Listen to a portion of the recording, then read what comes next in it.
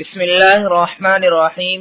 صرف 5 منٹ کا مدرسہ قرآن و حدیث کی روشنی 265واں دن 25 رمضان المبارک۔ نمبر 1، اسلامی تاریخ۔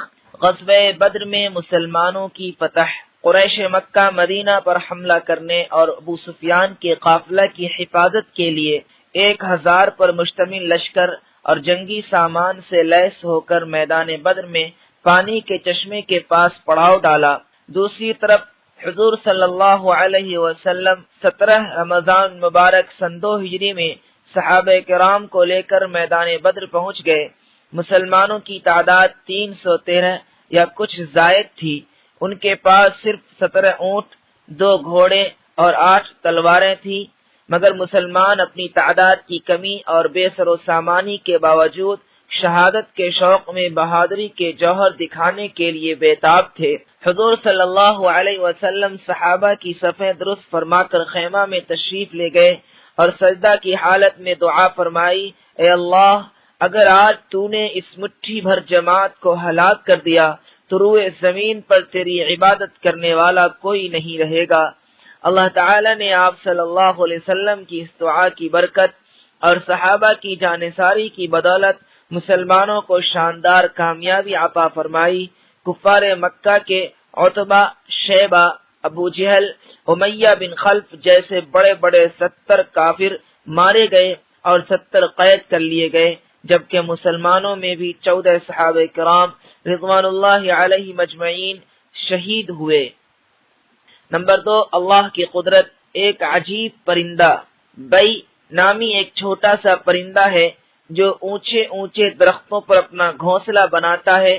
اس کا گھونسلہ سراحی کی طرح ہر طرف سے بند ہوتا ہے، صرف ایک طرف سے جانے کا راستہ ہوتا ہے۔ اس میں بارش کا ایک قطرہ پانی بھی نہیں جا سکتا۔ اس گھونسلے میں اپنی ساری ضرورتیں پوری کرنے کا الگ الگ انتظام کرتا ہے، یہاں تک کہ روشنی کا انتظام اس طرح کرتا ہے کہ ہر دن ایک جگنو پکڑ کر لاتا ہے، اس کو گھونسلے میں پھنسا دیتا ہے اور وہ جگنو رات بھر روشنی دیتا رہتا ہے۔ غور کیجئے کہ وہ کون ہے جس نے ایک چھوٹے سے پرندے کو انسانوں کی طرح ایسے ہنر و فن عطا کیے۔ یہ سب اللہ کی قدرت کا نمونہ ہے۔ نمبر 3، ایک فرض کے بارے میں، حج کی فرضیت۔ رسول اللہ صلی اللہ علیہ وسلم نے فرمایا، اے لوگو، تم پر حج فرض کر دیا گیا ہے، لہذا اس کو ادا کرنے کی فکر کرو۔ فائدہ، جو کوئی اپنے گھر کے نان و نفقہ کے علاوہ حج کرنے پر قدرت رکھتا ہو تو ایسے شخص پر حج کرنا فرض ہے۔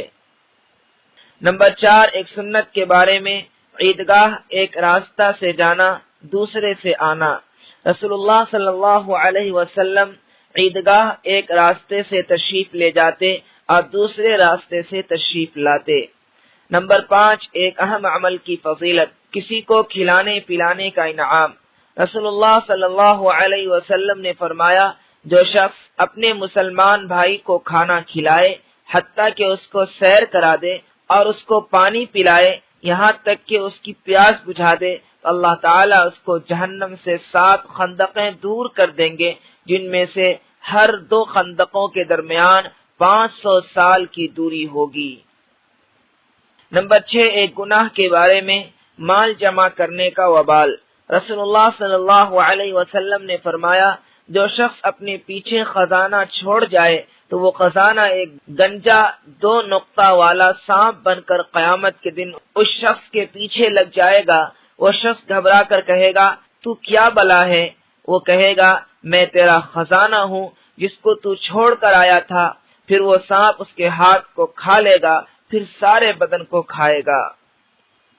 نمبر 7، دنیا کے بارے میں، آدمی کا دنیا میں کتنا حق ہے۔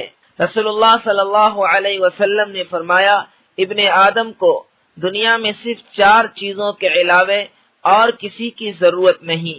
نمبر 1، گھر جس میں وہ رہتا ہے۔ نمبر 2، کپڑا جس سے وہ ستر چھپاتا ہے۔ نمبر 3، خشک روٹی۔ نمبر 4، پانی۔ نمبر 8، آخرت کے بارے میں، اہل جہنم پر دردناک عذاب۔ قرآن میں اللہ تعالیٰ فرماتا ہے، بے شک زقوم کا درخت بڑے مجرم کا کھانا ہوگا، وہ تیل کی تلچھٹ جیسا ہوگا، وہ پیٹ میں تیز گرم پانی کی طرح کھولتا ہوگا۔